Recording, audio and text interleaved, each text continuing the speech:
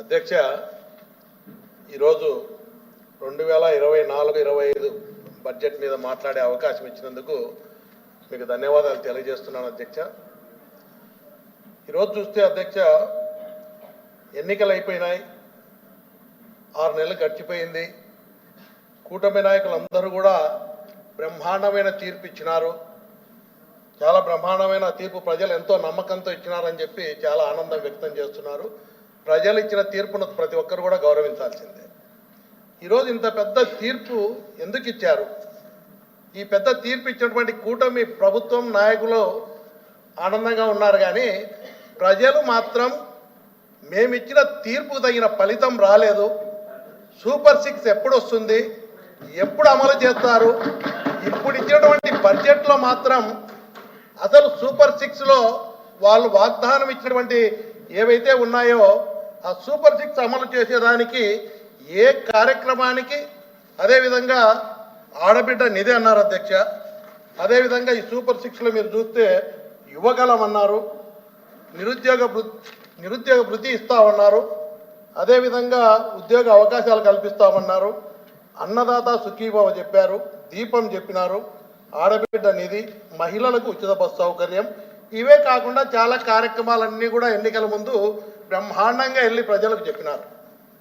ఈరోజు చూస్తే ఈ బడ్జెట్లో గౌరవ సభ్యులు మాట్లాడినప్పుడు కానీ మీరు ఇచ్చినటువంటి వాగ్దానాలకు ఏం చేస్తామని చెప్పేదానికి ఈ బడ్జెట్లో సరైనటువంటి సమాధానం లేదు. మాట్లాడే సభ్యులు కూడా ఎంతసేపు ఉన్నా ఇచ్చిన హామీలు నెరవేరుస్తామని చెప్పేదానికి ఒక ప్రణాళిక ఉందని చెప్పకుండా ఎంతసేపు ఉన్నా గత ప్రభుత్వంలో అప్పులు చేసింది చిన్న భిన్నం అయిపోయింది తప్ప వేరే చెప్పడమేలే. ఎంతసేపు ఉన్నా బడ్జెట్లో మీకు ప్రజలు ఒక అవకాశాన్ని ఇచ్చినారు, ఒక గొప్ప తీర్పు ఇచ్చినారు. మీరు ఇచ్చిన తీర్పుకు తగిన ఫలితంగా మీరు ఇచ్చిన వాగ్దానాలు ఏం నెరవేరుస్తారని బడ్జెట్లో చెప్పాలి తప్ప పోయిన గవర్నమెంట్లో ఏదో జరిగిపోయిందని చెప్పి ఏదో ప్రజలు మీకు అవకాశాన్ని ఇచ్చారు. ఆ విధంగా మీరందరూ కూడా ఆ తీర్పుకు అనుగుణంగా సార్ నేను ఒకటే మనవి చేస్తున్నా, ఈరోజు ఈ బడ్జెట్లో ప్రజలకు తెలియజేయాల్సిన విషయం ఒకటి. ఈరోజు నిన్న జరిగిన ఎన్నికలన్నీ కూడా సూపర్ 6కు నిన్న మీద ఎన్నికలు జరిగినాయి. ఈరోజు మీరు చూస్తే ఎన్నికలప్పుడు అప్పులు ఉన్నాయని గౌరవ సభ్యులు చెప్తా ఉన్నారు. ఇదే కూటమి నాయకులు ప్రతి ఒక్కరు కూడా ఏం చెప్పారు అధ్యక్ష? అప్పులు చేసేస్తున్నారు, ఈ నవరత్నాలు ఏవైతే అమలు చేస్తున్నారో ప్రజలకు చాలా అనవసరంగా కొన్ని పథకాలు ఇస్తున్నారని కూడా ప్రచారం చేసి ఈ 7 మళ్ళా రాష్ట్రం దివాలా చేస్తుందని ప్రచారం చేసి దాదాపు 12-13 లక్షల కోట్ల అప్పు చేసింది తప్పి ప్రచారం చేశారు ప్రజల్లో. ఇది వాస్తవం. ఈరోజు అప్పులు ఉన్నాయని తెలియజేస్తూ ఉన్నారు. మీరు ఎన్నికల ముందే మీరు మేనిఫెస్టో అనౌన్స్ చేసే ముందే ఇంతకంటే ఇప్పుడు బడ్జెట్లో ఇచ్చిన 6,50,000 కోట్ల కంటే కూడా 12 లక్షల కోట్ల అప్పులు ఉన్నాయని ప్రచారం చేసినటువంటి మీకు ఆ రోజు సూపర్ 6 అమలు చేసేటప్పుడు ఈ అప్పులు గుర్తుకు రాలేదా? ఈరోజు ఆ సూపర్ 6 అమలు చేసేదానికి ఇంతకంటే ఈ బడ్జెట్లో ఉన్న అప్పుల కంటే కూడా ఎక్కువ అప్పులు ఉన్నాయని చెప్పి ప్రచారం చేసిన మీకు తక్కువ ఈరోజు ఉన్నటువంటి బడ్జెట్లో 6,50,000 కోట్లు మాత్రమే అప్పులు ఉన్నాయి. మీరు చెప్పిన 12 లక్షలు 13 లక్షల అప్పులు లేవు. అన్ని అప్పులు లేకపోయినా దాంట్లో సగం అప్పులు ఉన్నా కూడా ఈ సూపర్ 6 పథకాలు అమలు చేసేదానికి ఏదైనా ఒక రూపకల్పన బడ్జెట్లో, అయ్యా ఇంతమంది నిరుద్యోగ యువత ఉన్నారు, మేము ఇంతమందిని గుర్తించినాం, ఇంతమందికి ఈ బడ్జెట్లో ఇస్తాం, లేదు నెక్స్ట్ బడ్జెట్లో ఇస్తామా? ఈరోజు ఉద్యోగ అవకాశాల్లో కూడా అధ్యక్ష, ఈరోజు యువతకు ఉద్యోగ అవకాశాలు కల్పించేదానికి ఏ విధంగా మీరు అవకాశాలు కల్పిస్తారని చెప్పి అది కూడా ఒక ప్రణాళిక తయారు ఏమన్నా చేశారా? ఈరోజు ఆడపిల్లల నిధి, ఆడబిడ్డ నిధి, ఆ రోజు గత ప్రభుత్వంలో జగన్మోహన్ రెడ్డి గారు ముఖ్యమంత్రిగా ఉన్నప్పుడు నవరత్నాలు అమలు చేస్తూ 45 ఏళ్ళు నిండిన మహిళకు 18,750 రూపాయలు ఆ రోజు సంవత్సరానికి ఇస్తూ ఉంటే ఆ రోజు అనవసరంగా ఇస్తున్నారని ప్రచారం చేశారు. 45 ఏళ్ళ మహిళలకు ఎందుకు ఇవ్వాలా వయసులో ఉన్న వాళ్ళకని? అధ్యక్ష, ఎన్నికలు వచ్చేసరికి ఏం జరిగింది అధ్యక్ష? 18 ఏళ్ళు నిండిన ప్రతి మహిళకు ఇంట్లో ఎంతమందికి ఉంటే అంతమందికి కూడా ఈ ఆడబిడ్డ నిధి కింద ఈ పథకాన్ని అమలు చేస్తాము, ప్రతి నెల 1,500 అని చెప్పారు. ఈరోజు ఆడబిడ్డ నిధి కింద మీరు ఇచ్చేదానికి ఈ బడ్జెట్లో ఇస్తారా, నెక్స్ట్ బడ్జెట్లో ఇస్తారా, నెక్స్ట్ ఇయర్ ఇస్తారా? ఎందుకంటే ప్రజలు మీరు ఇచ్చినటువంటి మేనిఫెస్టో మీద ఎదురు చూస్తూ ఉన్నారు. పేద ప్రజలందరూ కూడా ఎన్నో ఆశలు పెట్టుకున్నారు ఈ ప్రభుత్వం మీద. అయ్యా ఈ పథకాలు అందుతాయని చెప్పి ఓట్లు వేసినారు.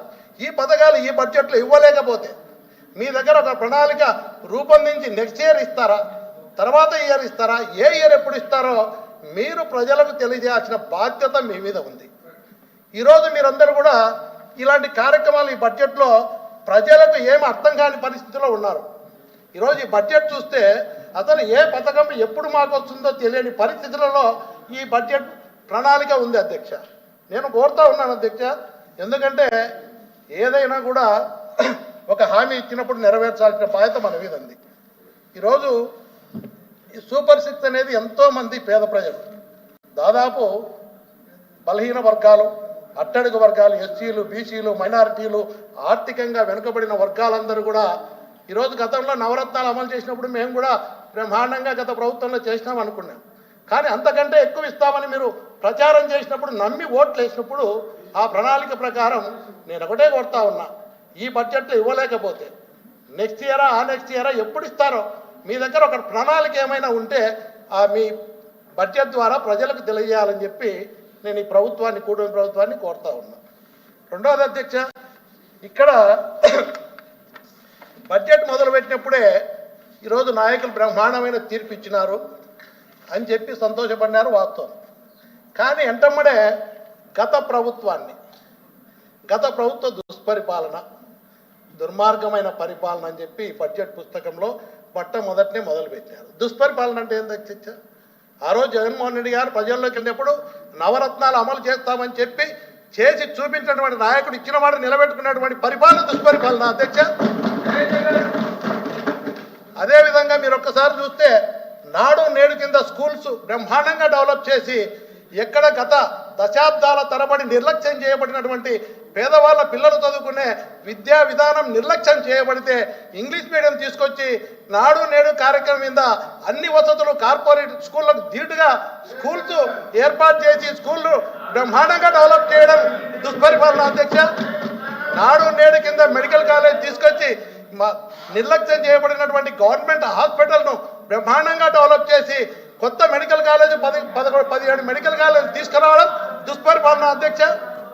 ఈ విధంగా గ్రామ సచివాలయ వ్యవస్థ తీసుకొచ్చి రైతు భరోసా కేంద్రాలు ఏర్పాటు చేసి మహాత్మా గాంధీ కలలు ఉన్నటువంటి గ్రామ స్వరాజ్యం రావాలని చెప్పి పేదవాడి ఇంటికే పరిపాలన అందించి విధంగా సచివాలయ వ్యవస్థ రైతుకు చెంతకే ఇత్తనం కాడ నుంచి పంట అమ్ముకునే వరకు కూడా ఒక మంచి పరిపాలన అందించి రైతుకు అండగా ఉంటూ రైతు భరోసా కేంద్రాలు ఏర్పాటు చేసి సచివాలయ వ్యవస్థ తీసుకొచ్చి వాలంటీర్ వ్యవస్థ ద్వారా ఒక మంచి పరిపాలన అందిస్తే అది దుష్పరిపాలన అధ్యక్ష. నేను కోరుతా ఉన్నా, తప్పుంటే తప్పని మాట్లాడవచ్చు, మంచి పరిపాలన నేను చెప్తా ఉన్నా. ఈరోజు జగన్మోహన్ రెడ్డి గారు తీసుకొచ్చిన వ్యవస్థనే సచివాలయ వ్యవస్థను రైతు భరోసా కేంద్రాల ద్వారా ఆ వ్యవస్థనే మీరు వాడుకుంటా ఉన్నారు. ఆ వ్యవస్థనే మీరు ఉపయోగిస్తూ ఉన్నారు. ఆ వ్యవస్థనే మీరు ఉపయోగిస్తూ ఉన్నారు అధ్యక్ష. సచివాలయ వ్యవస్థను బ్రహ్మాండంగా ఆ వ్యవస్థను ఉపయోగిస్తూ ఉన్నారు అధ్యక్ష. మీరు ఆ వ్యవస్థనే ఉపయోగించుకుంటున్నారు. అది దుష్పరిపాలన అయితే ఆ వ్యవస్థను ఎందుకు ఉపయోగిస్తూ ఉన్నారు? కాబట్టి మంత్రి గారు.